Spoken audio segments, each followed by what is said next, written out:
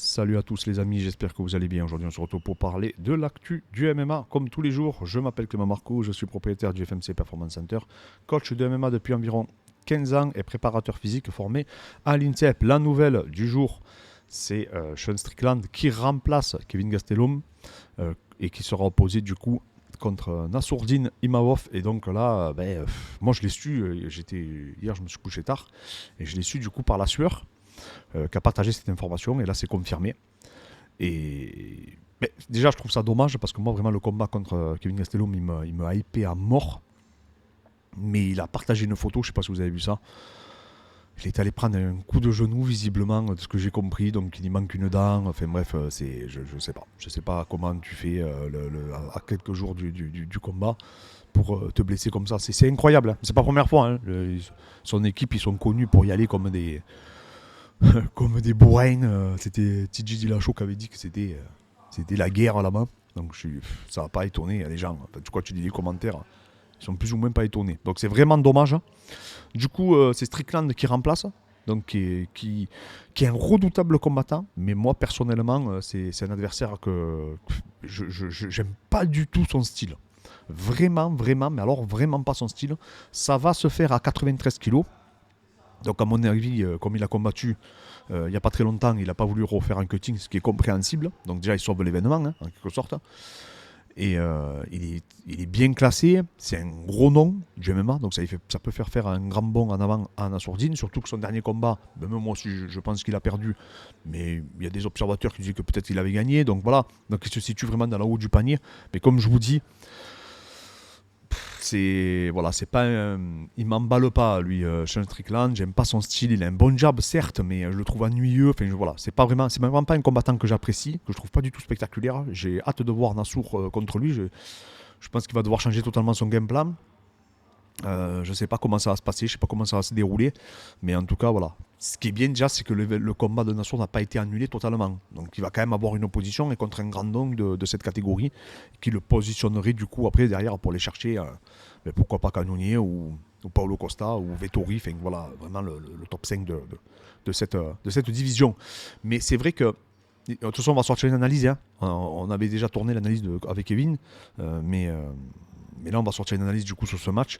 Mais je vous cache pas que ça m'a mis un petit coup de massue et j'étais un peu dégoûté hier, hein, à l'annonce de cette opposition.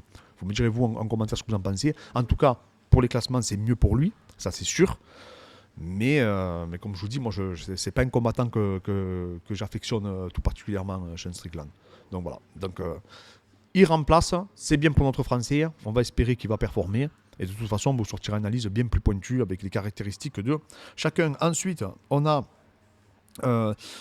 KSI, bon, vous savez, c'est celui qui devait être opposé à Dillon Dennis, qui continue à tailler Dillon Dennis, qui disait qu'il avait confiance en lui, que le mec les a plantés. Il va peut-être faire un recours en justice et tout contre lui. Bon, bref, voilà, c'est des trucs contractuels, mais c'est vrai que Dillon Dennis, il continue, lui, à vraiment, vraiment couler de plus en plus, quoi. De plus en plus, et c'est assez triste. On a Dariush aussi qui attaque de façon assez virulente Justine Poirier. En fait, de ce qu'on comprend, Poirier refuse à plusieurs reprises de l'affronter et refuserait d'affronter tous les tops de la catégorie s'ils n'ont pas un grand nom, entre guillemets. C'est vrai que Dariush, c'est pas quelqu'un de populaire, c'est quelqu'un d'extrêmement fort, c'est quelqu'un qui est reconnu par son talent au niveau sportif, mais c'est pas un grand nom de la catégorie. Et du coup, il dit que Poirier ne choisit plus ses combattants à la hausse.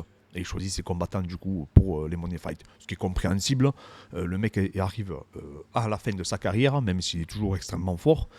C'est tout à fait compréhensible qu'à la fin de ta carrière, tu veux te mettre à l'aise et affronter des mecs non seulement de ta génération, mais en plus des combattants qui sont peut-être un peu moins dangereux et comment dire, moins enthousiastes que ceux que tu pourrais retrouver dans les nouveaux de la catégorie, comme Gamrot, comme Tsaroukian, comme tous ces combattants, ou Fiziev, qui sont des bourbiers, hein, qui sont quasiment inconnus en réalité sur le plan international, même si nous on les connaît parce qu'on est des fans de MMA, mais c'est pas des grands noms de la catégorie comme Chandler par exemple, voilà, ou Tony Ferguson ou Diaz, voilà. Donc c'est des combattants qui sont extrêmement forts et que s'il voulait gagner, on va dire oui, mais c'est normal, c'est un jeune loup, toi t'es un vétéran, tu as fait des combats pour la ceinture, logiquement tu es meilleur, etc. Donc en fait, je sais pas vraiment ce qu'ils ont à gagner de faire ça. Regardez, Rafael Dos Anjos, ça l'a mis un peu dans une impasse d'affronter Fiziev, alors que je pense qu'il avait mieux à faire, selon moi.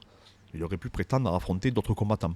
Je pense que Dos Anjos, s'il n'aurait pas affronté Fiziev, il aurait peut-être été positionné pour affronter Dariush. Vous voyez. Donc, il n'est pas tombé de l'avant, quoi, comme on dit. Donc après, là, maintenant, il repart chez les moins de 77. Donc, non, je sais pas. Alors après, il y a l'aspect financier. Je pense que l'UFC, après, ils savent vous convaincre, hein, pour vous faire accepter les combats. Je pense que voilà, ils arrivent à être généreux quand il le faut. Comme là, chez un Strickland, je pense sincèrement qu'il a dû prendre un sacré billet. Parce que je vous rappelle qu'il a combattu il y a un mois. Il me semble, il y a 4 semaines de ce que j'ai lu. Et donc, du coup, à mon avis, ils ont dû lui faire une proposition assez sympathique pour qu'il prenne le combat comme ça. Alors, apparemment, qu'il était en train de se préparer, juste qu'il ne pouvait pas gérer le cutting. Donc, il va arriver. Et ça reste en 5 rounds, hein, parce que j'aurais cru qu'il négocierait. Mais visiblement, non. Donc, ça reste en 5 rounds. Par contre, ça sera dans la catégorie des moins de 93.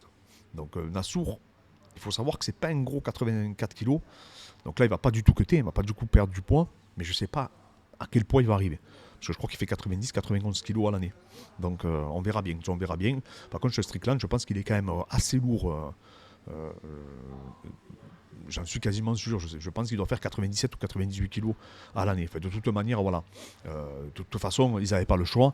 Et si ton adversaire ne veut pas faire le poids, surtout quand là c'est un combat, il n'y a pas de titre en jeu, il n'y a rien. Donc c'est compréhensible qu'il ait eu cette requête vis-à-vis de l'UFC, parce qu'il faut savoir que quand on vous sollicite, vous êtes quand même, là il était en position de force pour négocier. Donc non seulement je pense qu'il a négocié une grosse prime, mais en plus de ça, il a négocié ses conditions, ce qui est tout à fait normal. Parce qu'il prend le combat à quasiment 5 jours de l'événement. Donc voilà. Donc voilà les amis, je vous souhaite une bonne journée. On vous fait l'analyse de Strickland contre Nassourdine et je vous dis à très bientôt.